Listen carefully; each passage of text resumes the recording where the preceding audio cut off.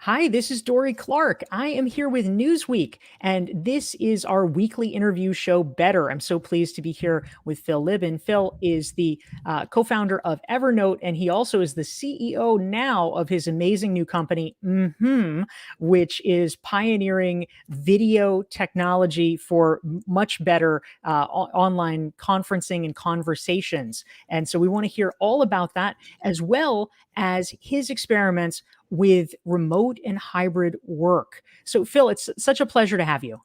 So nice to be here. Thank you. Excellent. And welcome to everyone who's tuning in. Please feel free to type your name into the chat box and let us know who you are, where you're dialing in from, and any questions that you have for Phil. We'd love to hear what they are. So, Phil, in the midst of a pandemic, you have created this company. This is a time, of course, when people in unprecedented numbers were piling onto the web and web conferencing, and obviously, there were some limitations to that. What was the opportunity that you saw, and how did you attempt to make things better for all of these legions of huddled masses that were suddenly spending 14 hours a day on video calls? Well, we got started on really as a joke. It was just a couple of months after the pandemic started. It was, we started working on it in May, and we'd been locked down for a couple of months, and everything was just kind of dull and depressing, and meetings weren't very effective because we were all forced to be on video. And so we just started goofing around. We were just playing around with backgrounds and GIFs and just trying to make people smile a little bit, and really didn't intend to take it seriously as a product. But then there was a moment where I was asked to teach a class on entrepreneurship metrics, kind of startup metrics, and so it's a class that I've taught a lot before, like back in the real world. But I didn't want to do it online because I thought it'd be really boring. Like no one wanted to see me, talk about show slides in a little box on Zoom. So I was going to cancel it, but then I thought, well, we're probably going to be locked up for a year or two. Can't cancel everything. So I instead of trying to make my video class kind of similar to what it would have been live, I just redid it. I redid everything, thinking, okay, well, what would I do if it was just native to video? And I used this really early version of to present it, and I had slides that I was flying around in and pointing to stuff in my head and some cheesy effects, and it was really good. And I thought it was a significantly better experience than what watching me teach in person would have been. And that's kind of when we had that glimpse. We're like, oh, well, actually, maybe all this video stuff, it isn't just a short-term way to get through the pandemic. Maybe it's actually a permanent way to give people some communication superpowers. And that's kind of how it came to be. I love it. I love it. And you're practicing what you preach here, popping that up there. So it's true. We do need something a little different and better for much of the video communication that we do now, which I think most of us feel has gotten a little bit repetitive. And so a question that I have: you have been forming this company, and obviously, if you are creating a product that's centered around video communication, it's important to walk the talk. And I understand that you have been really taking a lot of steps and putting a lot of thought into creating a hybrid workforce. That some of your employees are remote, and I guess not all of them are. How do you think that through and maintain a company culture? This is a question a lot of people are facing as we go back to work. What does that actually look like? Well, so I mean, I guess the first thing is this: it's no one is remote. This is kind of a big rule for us because I think remote kind of means this. Remote is it always connotes some kind of disadvantage. Other people are gathered together and having fun, and you're kind of isolated. So we're not remote at all. We're distributed, and the difference between that is intentionality. I think we were remote in the beginning when we were all forced to, without any preparation, to scatter and work from home.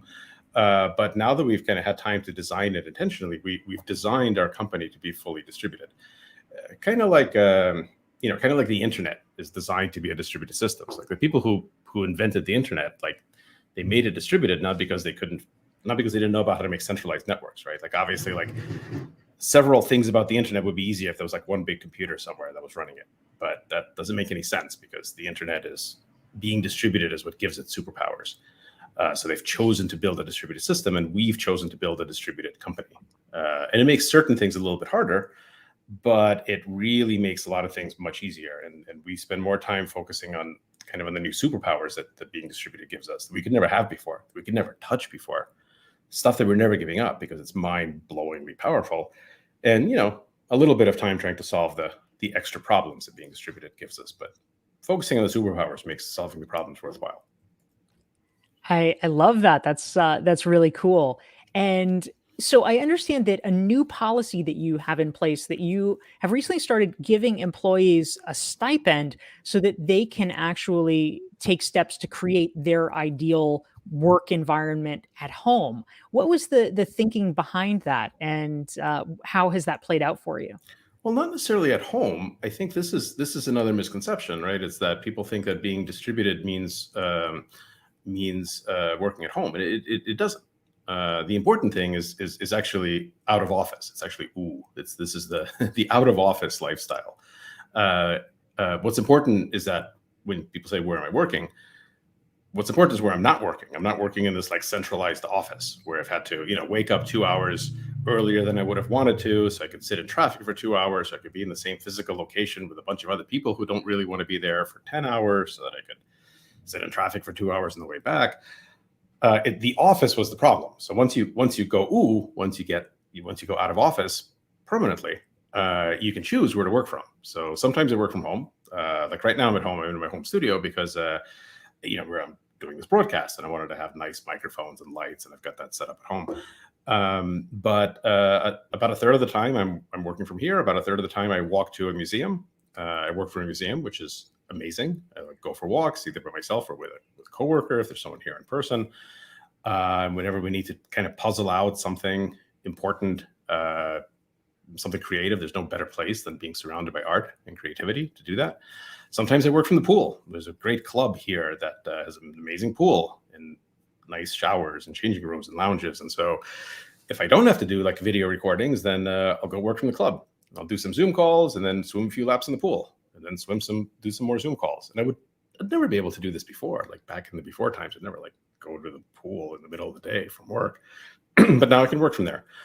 And so what we've done is we've set up this, our philosophy is, before, in the before times when we had offices, we had, for all turtles, we had offices in San Francisco, Tokyo, and Paris, so like some of the three most expensive cities in the world.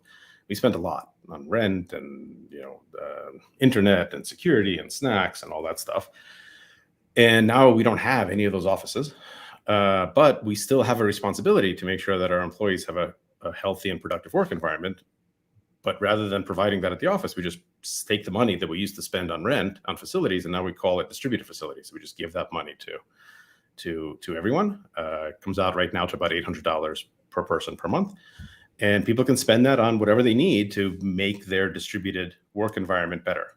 Which could be the membership at the museum or the club, or it could be a bigger apartment, or it could be whatever they want. And that's part of that philosophy. And it really does give you productivity superpowers when the whole team is empowered to do this. Yeah, $800 a month is quite generous. So that's a really interesting thought experiment. I don't think it's generous. I mean, it's what we used to spend on the office, right? No one thought it was generous when that was going into rent and paying security guards. That wasn't generous. That's just what it costs. And so it's still what it costs. Yeah, great point. So we are here with Newsweek. This is our weekly interview show, Better. We're talking with Phil Libin. He is the head of which is a new company born during the pandemic. And we're talking about maintaining company culture when you're hybrid. If you want to learn more about Phil and his business, you can check it out at app. And if you want to make sure you never miss one of our weekly conversations, go to dorieclark.com. You can sign up for my newsletter and download some free self-assessments, and you'll get reminders about these great conversations. please feel free to type your questions for Phil into the chat box. We'd love to hear what's on your mind. And this is an invitation to my trusty and wonderful assistant, John, who is joining us. I am actually not able to access the questions today because of some technical difficulties. So if John at any point would like to take responsibility for popping some questions up on the screen for us, you are hereby invited to do so, John. Thank you so much. So, Phil, a related question, as people are asking their thought-provoking questions about company culture, about being hybrid and distributed, I would love to hear from you. So what are your thoughts about culture specifically? How do we make sure that you were mentioning earlier, remote is the wrong word. You said that it sounds isolated. It sounds like the people are excluded in some way. When you think about building a company like Evernote, your past company, versus building, what are the chief things that you are doing the same or differently in terms of creating a cohesive company culture? Well, I think culture. First of all, like I don't think it's a good idea to maintain company culture. I think the whole framing of that discussion, it just feels a little bit out of place. People ask about how how do we go back to, or how do we preserve our company culture? How do we go back to the company culture? Like, why? Your company culture was like that amazing before. It's something you want to preserve. It's something you want to go back to. Screw your company culture. Like, it was never that great to begin with. Don't think about how to preserve anything, let alone culture. Think about how to make it better. Think about how to go forward. It's not like, how do we preserve our company culture? It should be, how do we want to build our company culture? How do we want to improve it? And whenever life, gives you these massive changes, there's opportunities. It becomes easier to change things. And so it gives you an opportunity to change things for the better. So I don't care what our culture used to be. I don't want to go back to it. It wasn't that great. And ours was probably better than most companies, but it wasn't that great. I'd rather improve it. I'd rather go forward. So as soon as you start looking at the lens, as soon as you start looking through the lens fundamentally conservatively, as a reactionary thing, how do we hold on to something? It's done. You're not an entrepreneur anymore. Entrepreneurship is about embracing the inevitable changes, getting there before everyone else does, figuring out how to make it better, how to make it go forward. So, and not doing it with a sense of loss, not like mourning for what you had that you don't have anymore. Because again, most of that nostalgia for the past wasn't actually because the past was that great. It's just nostalgia. Like nostalgia, you feel nostalgic for things because people always remember happier times than sadder times. So our culture is better than it ever was. It's certainly not perfect yet. There's lots of opportunities for improvement. But the most important thing is that lens. Like, screw your past culture. Doesn't matter what it used to be. Don't try to go back to it. Try to improve it. And almost everything's different between what we did at Evernote and what we're doing now, because it's a different world. At Evernote, I hated video meetings. I pretty much banned people from important meetings. I said, show up in person or don't bother coming. Obviously, I was wrong about that. Obviously, we get far more productivity by shifting things to video, by being asynchronous, by giving people more autonomy, by treating people like adults. But that's just the tip of the iceberg in terms of the changes.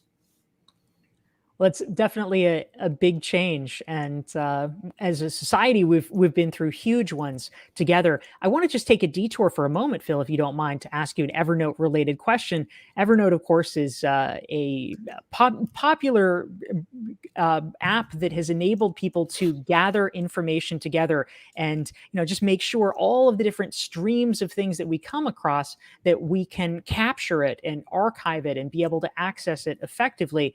I am curious, during the pandemic, I think especially, I think many people's sense of overwhelm increased, that we are hit with so much data, so much information, so many things that we have to keep track of. How do you advise people in a world where they're feeling more and more just underwater with all of the content and data and information that we have to keep track of? What are the ways that you do this in your own life, above and beyond, I'm sure, using Evernote? And what is your general perspective for people that are just feeling a little bit up to their eyeballs in the amount of data that's coming at us? I think, well,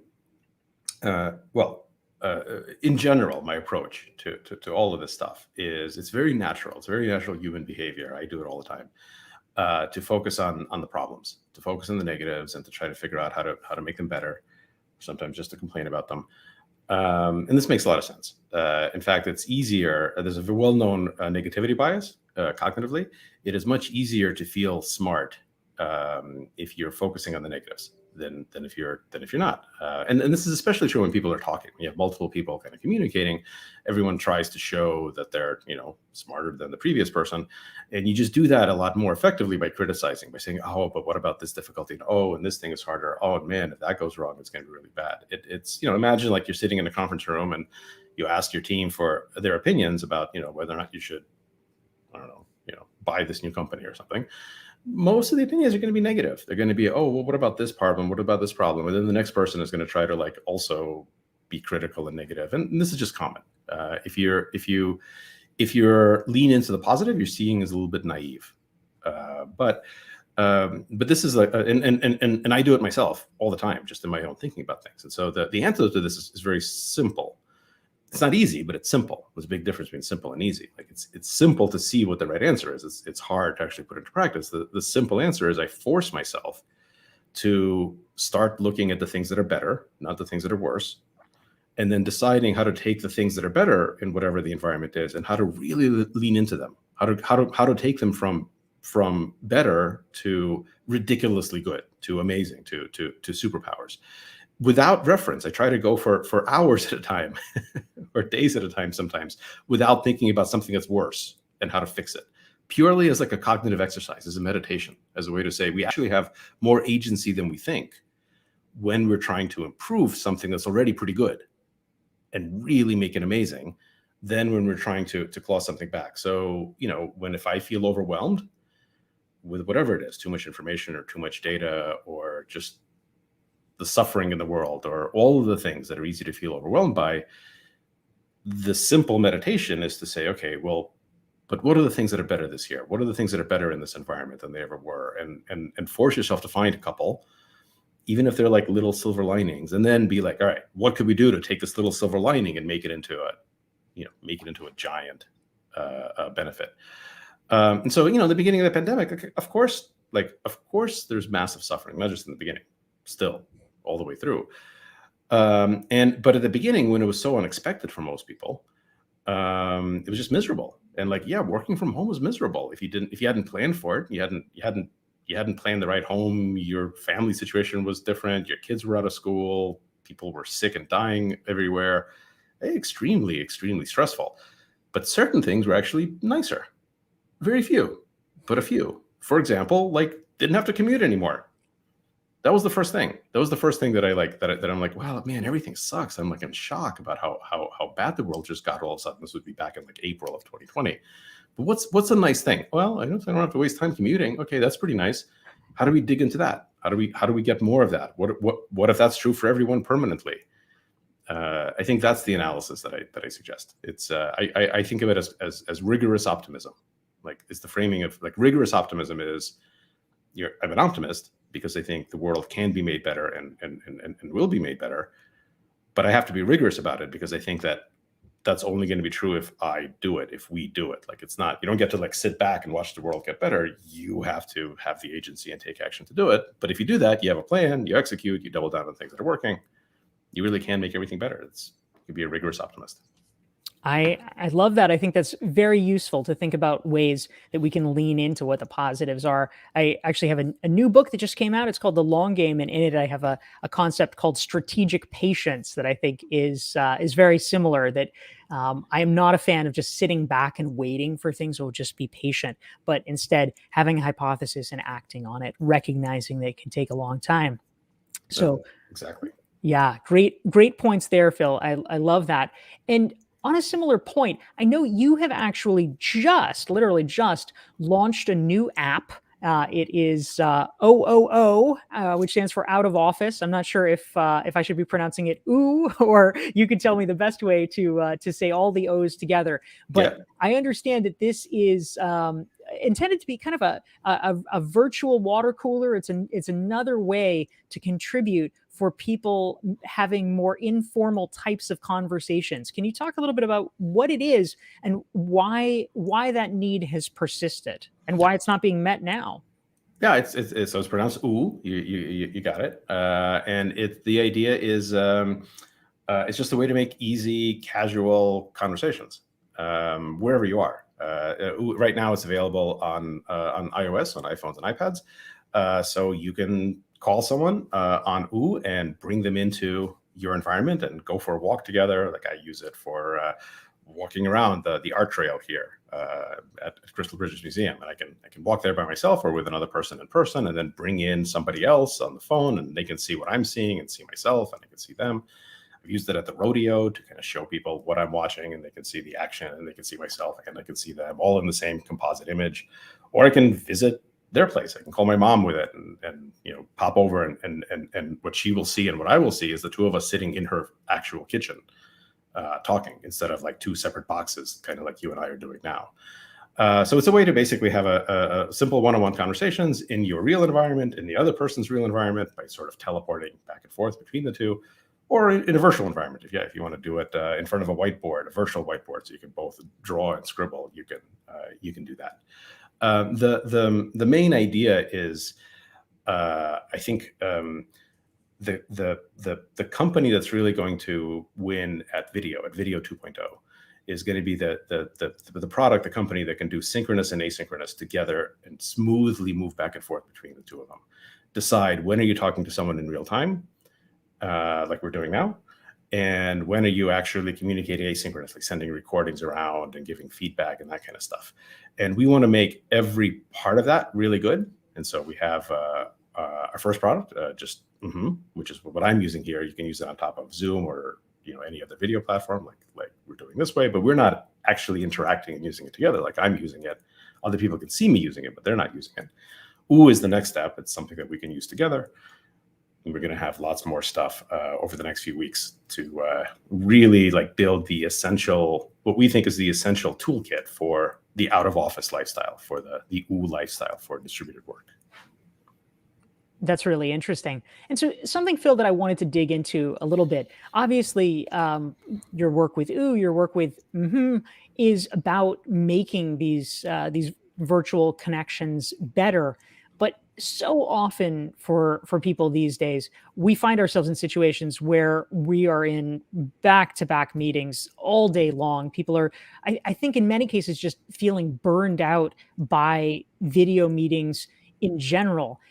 What are your strategies or guidelines? And this could be at any level. It could be about planning meetings or having fewer meetings or what have you. But how do you think about making meetings in general better for people who feel like, okay, over the past 18 months, I have been subjected to too many meetings and especially too many badly run meetings? Yeah. I mean, the only real good thing you can do to meetings is to cancel them. Like the real answer is just have fewer meetings. Cancel your meetings. Cancel as many as possible. Like that's it. You can work around the edges to have better agendas or something, blah, blah, blah. But really what we all want to do with meetings is not to have them or to have far fewer of them. So you got to cancel your meetings. That's what I did. That's what mostly we did at the company. And, we just need a process for doing that. I think so that the question is, well, what was the meeting for in the first place? And did you need to have the meeting, or is there a better way to accomplish that thing? This goes back to what I was saying about synchronous and asynchronous and kind of smartly moving back and forth between them. I have this kind of mental test, which is I call it the mouth test. So if you look at any kind of interaction of people, so you have a bunch of people and there's a conversation going on, and somebody is moving their mouth a lot, and nobody else is, for a few minutes at least. Like one person is moving their mouth and other people are not moving their mouths. That's not a conversation. That's a lecture. Shouldn't be synchronous. Shouldn't be happening in real time. Should be recorded, should be sent around, could be watched in much faster than real time, can have all sorts of fun and amazing ways to do asynchronous content. On the other hand, if you have a few people and somebody is moving their mouth for a few seconds and then somebody else moves their mouth for a few seconds, okay, now that's a conversation that should be happening in real time and synchronously. So the first thing you do is you get rid of 100% of your interactions when one person is moving their mouth and no one else is. And that's probably 80% of meetings. least most of the time, or at least 80% of 80% of meetings. Like most meetings, 80% of the time, it's that. And then there's like maybe like a brief, question and answer. So split those up. So you do the updates asynchronously using is how we do it. We send out recordings. We do everything else synchronously. So I've canceled all of my update meetings. I never have a synchronous discussion now where somebody is updating me or I'm updating somebody else. That's all done asynchronously. And now the only time I talk to people synchronously is when everyone is already on the same page. Everyone knows all the information. We're just having a back and forth. So those are much shorter, much more fun. And I'm saving probably 2.5 hours a day. I mean, I used to average 16 meetings a day. Wow. And, I've got 2.5 hours free. So I've got about 2.5 hours every day free. And that includes the time that I spend watching updates, because even with that, I have 2.5 extra hours of day that I don't have anything that I used to have. Plus I'm saving about 2 hours a day not commuting. So it's about 4.5 hours of extra time. Plus I don't have to spend time. I don't have to spend contiguous hours working, because there's no more office hours. There's no more like physical space. I don't have to be like in the same place at the same 12 hours as other people. I can get my work done whenever in pieces of time. So all in, my work-life balance is ridiculously better than it's ever been. I feel far better and much healthier. It's better than I've ever had. And obviously maybe not obviously, but I think that I'm more productive than ever as well. I mean, we've accomplished a lot, not just me, really the whole company, mostly the whole company has accomplished an amazing amount over the past year in doing this. Now, when I say that my work-life balance is healthier than it's ever been and more productive than it's ever been, that's only true in the past few months. That wasn't true in the first few months of the pandemic, when everyone's in shock and we're still unprepared and we're working from home and kids are screaming and no one really knows how to do meetings and we're all on synchronous Zoom calls. So in the beginning it sucked, but now we've had a year and a half. We've figured out how to structure our lives. So now for the past 6 months, grip better than ever, significantly better than it was before the pandemic. But obviously we had to go through that period of 6 to 9 months of everything was pretty terrible. And I think some people are still in that mentality. They're still in the early pandemic mentality, not the what could it be like if they engineer their lives and worked for a company that encourages people to do this and helps people do this. Yeah, that's such a great point and an interesting observation about the learning curve that we've all had during the pandemic. So we are nearly out of time, but I want to make sure that we probably have time for one more question. And if you have been enjoying this conversation, please hit the like button and the share button so that your friends can benefit from the conversation and the wisdom of Phil Libin as well. He is, of course, the head of You can get it at app, and it is a great new way to enhance your video communication. And if you want to make sure, that's right. If you want to make sure you never miss one of these conversations, just go to DorieClark.com, sign up for the updates and free self-assessments, and you will be notified about our future guests. So this is a great conversation. Phil, I am curious, the last thing that I would love to get your insights about, and I'm sure our viewers would as well, you have obviously put a lot of time and thought into the question of leadership during the pandemic, leadership during a hybrid / distributed workforce. If there were other leaders watching this that are trying to navigate this hybrid universe that we're all figuring out, what would be the best tips or insights that you have? What are the perhaps either lessons learned, mistakes you made early on, or things that you're doing now that you feel like are really key that you would advise others to follow? All I've really tried to do is work with people building the products that we wish existed in the world, building the world that we wish were here, and just every day just work with people who are much smarter, much better, much more able than I am. Keep them together, add new people like that all the time, and work on making the things that we wish existed. And realize, sometimes pretend that we actually can do it, that we actually have agency to do it, that this is not a hopeless endeavor, that we can push forward, we can make the kinds of things that we wish existed in the world. And so the thoughtfulness about it really just comes with thinking about, well, what do we wish existed in the world? Which is different than complaining about what we don't like in the world. Like, it's easy to complain, it's easy to criticize, and very often important, but it's different. It's a lot harder. It doesn't take much imagination to complain, to point out problems. It takes a lot of imagination to envision what you wish would be the case instead, and then go from there. Actually, make a plan to accomplishing them and to doing them. So I think the only like real tip is right now is the so I grew up. I was born in what used to be the Soviet Union, Russia. Used to be a city used to be called Leningrad, which is now St. Petersburg. I was a little kid. I was 8 years old when I came over with my parents to the U.S. as refugees back in 1979.